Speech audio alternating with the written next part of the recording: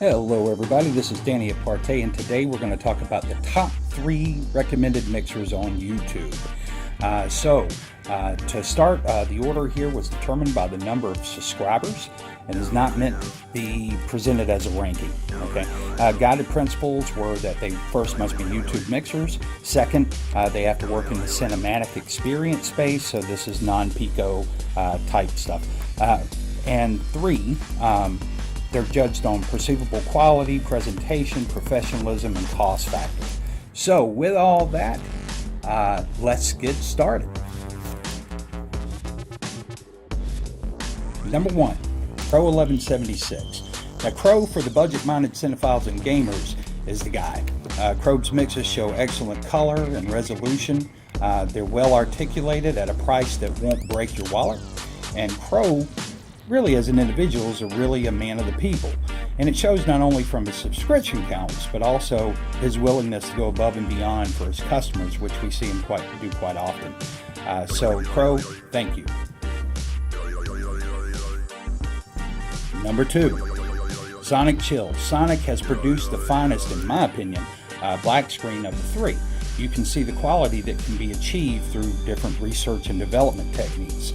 And because I'm a fan of a rigid screen for cinematic experience, Sonic was a top contender for my own personal screen at one time. His screens appear to handle levels of ambient light that would correspond to any standard living room environment. So good job, Sonic. Number 3, Phantom HD. My last pick may or may not surprise you. But I like watching Phantom HD illuminate.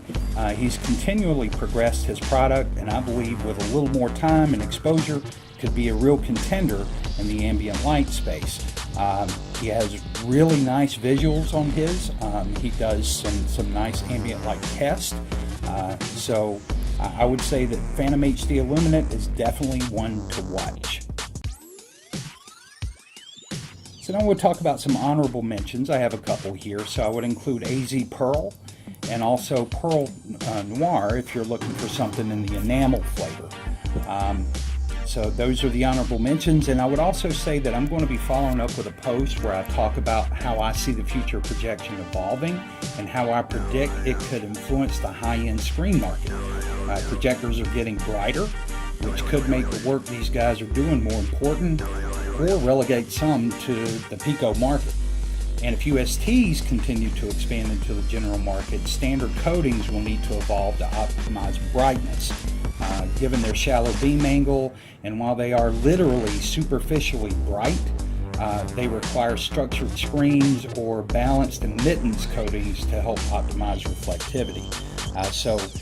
I'd like to talk more about where I think things are going. It's just my opinion, but it's based on things I see in the market and some of the things that are wow factors for people and what that may mean for projection coatings as we move forward. But to all 3 of these guys and our honorable mentions, I just want to say thank you for the work that you do out there. Great stuff, and thank you for what you're doing for customers out there and saving them money. And this is our respect to you, and I hope you guys enjoyed this video and have a nice day.